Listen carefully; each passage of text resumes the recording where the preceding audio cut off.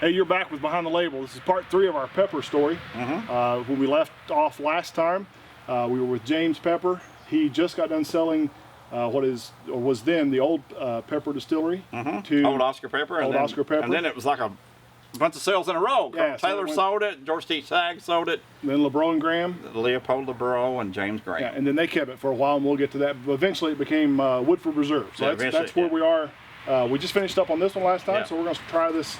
This is just this one. Yep. And it's taken from, it's aged the same amount of time, about 6+ years. Then it's put in a second new barrel. That's where the double oak comes from. So it's aged a little longer.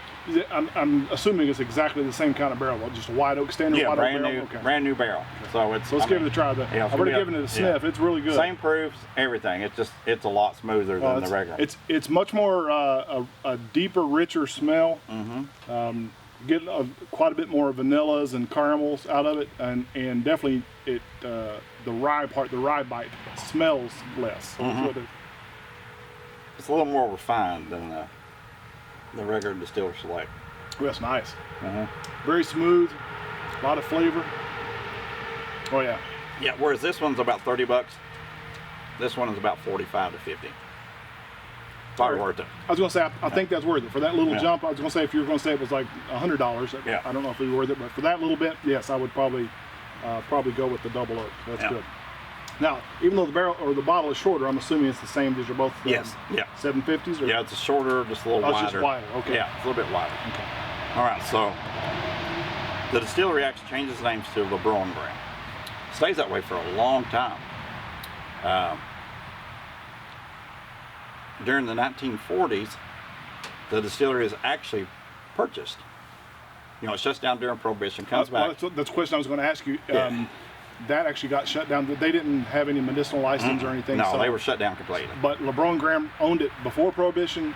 And it was still LeBron and Graham afterwards, yes. Right. Actually, it's funny, Woodford Reserve bought it in the 40s and then sold it in the 70s. So kind of during the downturn of bourbon, they actually sold it. But then I didn't know that. Yeah, then they turned around and bought it back. So who did they sell it to? Like a conglomerate type? It was sold like that. It was just, it was sold, and then once the bourbon started coming back, they actually bought it again. So they owned it twice. So actually in 2004 was actually the first naming of Woodford Reserve. First time it became Woodford Reserve. So it pretty much was LeBreau and Graham all the way through that period. Yeah, now, after they sold, when that interim there between when LeBreau and Graham sold it, did they keep the LeBreau and Graham name since it was all the way up until 2004? Okay, so from the consumer standpoint, you wouldn't know the difference, or as far as the brand.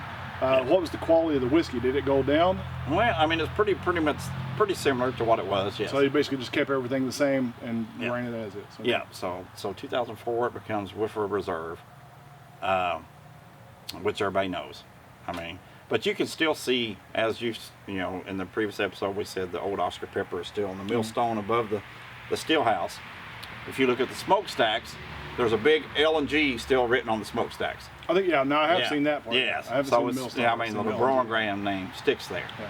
Yeah. And in fact, when you come into the visitor center there's one of those historical markers that kind of tells about LeBreau and Graham. Yeah. They're both actually buried in the Frankfurt Cemetery. I didn't know that. Yeah, both are. Yeah. And it's funny, a little side note to that, James Graham actually owned what was owned a distillery on the site of what became OFC. So, he was one of the owners. Yeah, so he did. And so we're going to try, once you finish that one. Yeah, so let me finish up the double. I'm kind of enjoying it. So it's kind of. I don't want to rush you through that one. It is, I mean, it's good sipping bourbon.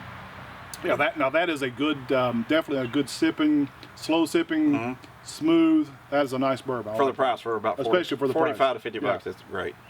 Now, that's good. That's good. What we have here is a product. If you go to Woodford Reserve, they have these little 375s pretty often. Different types of bourbon, different whiskeys. Aged in port, wine casks, different things. They've had actually a double oaked, which I haven't got to try, but people say is awesome. So this is actually their 5 wood. This was just done this year. Now, what's the story behind the name Five Wood?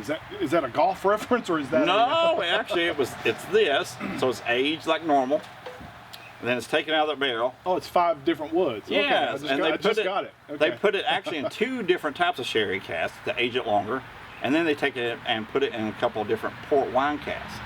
So it's actually aged in 5 different bourbons. 5 different barrels. Yes. Okay. So I shall try this. I've never tried this before, so. But like I said, this is $3.75.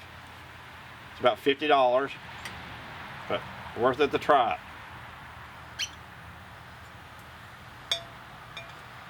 But they have this one cool thing about Woodford Reserve is they have these kind of experimental bourbons like this that they all the time. They usually rotate. Yeah, they rotate. Are those out in like retail shelves, like where people can go out and get them, or at Woodford Reserve? You have to go to Woodford Reserve. You go to there to get it. So.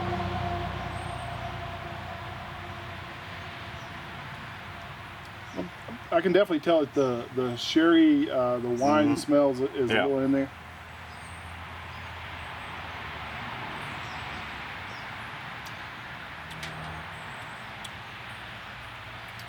A little different. I'll say that. I'll give it that.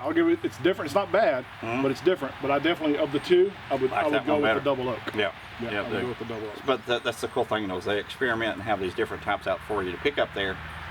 Actually, and plus they make other products. They make a weeded whiskey. They make a malted whiskey, a rye whiskey.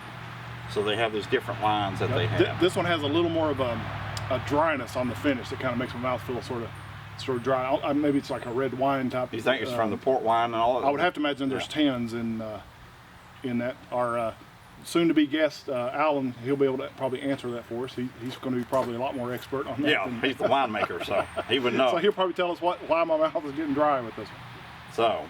So that kind of brings us up to date on Woodford Reserve. Great place to go. Beautiful place. It's on our bucket list. Really pretty. Pretty much our Mount Rushmore of like distilleries to see. I mean, it's just a gorgeous place. It's hard to see a distillery that's any more gorgeous. And it sort of has that old vintage, authentic feel to it. The limestone. With the limestone, you have the open pit spring there. That's kind of feeding all that. You got the pot still. Yeah, none of the major distilleries have those pot stills like that. So even if you're not a bourbon person or even a drinker at all, it's still worth your while to go and see just the landscaping, the setting. It's kind of in sort of postcard bluegrass, rolling bluegrass farmland type thing. So it's worth your while to visit there, even if you don't. So so we're basically through Woodford Reserve. Yes. That's in other hands now. Yes. Now James Pepper. What does he do? What does he do after that? He is distillery-less. Yes, he is. But he doesn't wait long. You got to remember, he sold the distillery in 1877. So how long do you think it was before he purchased another distillery? I don't recall this off the top of my head, but this guy seems like a hustler that hits the ground running. So I'm saying, did. 2 years later. I was going to say maybe a year. 2 years later, he actually he buys the site of an old distillery that goes by a pretty famous name. Who's probably our most well-known senator in the state of Kentucky in history? It's not Mitch McConnell. I was getting ready to say Mitch McConnell. Not Mitch McConnell. Somebody a little more famous than that. Somebody a little older. I'm going to say Henry Clay. Henry Clay. Yeah. And what bourbon did Henry Clay send to Washington? Henry Clay was famous for sending old Oscar Pepper bourbon. That's right. To basically use, essentially, they never used the word bribe, but he said it was to basically grease the wheels of government. Yes. So essentially, he would have at least one barrel sent every year to Washington, and then he would use that as sort of entertainment collateral. So James Pepper actually moves to Lexington and actually buys a site of an old distillery, the old Henry Clay distillery. So you're talking about, actually there's this distillery. Now tell people kind of where that's located. That is actually on Manchester Street. Yeah. Most of the early Lexington distilleries are actually located on Manchester Street. It's kind of an industrial area. Up to 140 distilleries at that time in Lexington. Were they mostly all in that little area? I mean, there were quite a few down that street. I mean, a lot of them, you think those early on ones, like I said, like, you know, they were built by springs. If you're talking about late 1700s, they were built by springs. Right, and that's the other thing. You had to have some sorts of water because you Yeah. couldn't really drill a really deep well. So you either had to have a natural spring or a really nice, clear running creek. So I'll give you some of the Henry Yeah, clay. Give me a little Henry clay there. So this is actually produced at the James E. Pepper Distillery, which is there now. But it was at one time the site of the old Henry Clay Distillery. So he buys that site, which had been actually a distillery before that. So it was back as far as 1860s. Yeah, I think I read it. Yeah. It had been a couple of different distilleries. When he bought it, was it actively producing whiskey, or was this? No, it was just the site. Just the site. Just the okay. site. So he actually buys it and builds his distillery. And what year was this again? To remind everybody. So you're talking about 1879, 1880, time he gets the distillery built. So like I said, he didn't wait long. 2 years after he sells, you know, old Oscar Pepper, he's building his own distillery in Lexington. And James is, if you think of Colonel Taylor, he's pretty similar. Yeah, it's a similar type vibe. Yes, it's a similar type of business acumen that involves with these guys.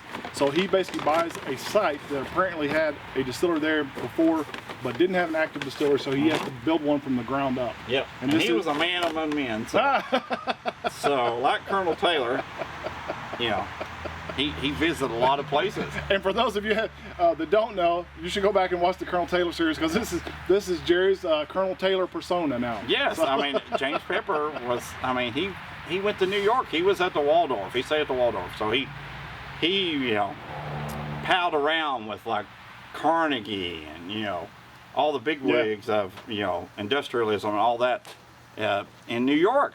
I mean, so, I mean, he was a man kind of like Taylor that was ahead of his time. I mean, he built this distillery, and, you know, like I said, in 1879. He was a wheeler dealer, so. Yeah, that's kind of what I really liked about reading about him. He was sort of in the age of industrialists when people were becoming railroad barons, they were becoming manufacturing barons. There was some, I've short down a few of the names that he's kind of known to associate with at the Waldorf Astoria in Manhattan. Let's see, let me find here. DuPont. Yeah. I'm sure you heard the name DuPont. Yeah. Teddy Roosevelt. Pillsbury of the Pillsbury Doughboy fame. Pabst of the Pabst Blue Ribbon. Steinway of piano fame. Vanderbilt. Commodore Vanderbilt. Yeah, trains. Yeah, I mean, all of these guys were basically piling around. So when the reason that's kind of relevant, so now when people are like, the rich guys are always friends. They were all friends then too. They were, so they were. They were on the rich people club, and you weren't part of it. So we're drinking this Henry Clay whiskey, which is a rye whiskey. So another rye, and it's, you know, it's James E. Pepper Distillery. Yep. I like it. It's definitely a different kind of rye. It is than that one. This has a little more heat to it. Yeah, it has more heat. This is a lighter, more open kind of lighter. It's not quite as much heat to it. Yeah, this one's only 86 proof, so it's a younger. It's only 2 years, where this one is 4. So this one is 90+% rye. This is. Oh, this wow. is. Okay, so it's pretty really much rye and malted barley. Okay. Yeah. So I mean, so it, you know, it's not very expensive. You can get it for like $20-25. So now, if this were in Europe, would this be considered sort of an Irish whiskey with a little Scotch mixed in it? Is that no, it's a rye whiskey. So it's a rye whiskey. So this is something that you'll find at the Pepper Distillery. You can find it at the local liquor stores too. But I've never seen this. Yeah, we pay homage to Henry Clay. Yeah, I kind of like the most famous senator. And his nickname was? What was it? The Great Compromiser. He was. Yes. He kept us out of the Civil War. He did while he was alive. He actually passed away in 1852. Now I'm thinking remind me, who was the Lion of Kentucky? That was Cassius Clay. Cassius Clay. Yeah, yes. Lion of Whitehall. Yeah, that Lion of Whitehall. That's it. So he was our greatest senator. Sorry, Mitch McConnell, but he was. So you know, we love Henry Clay. So he purchases this distillery. So what does he do with this distillery? We'll find out in the next episode. Stay tuned. Open my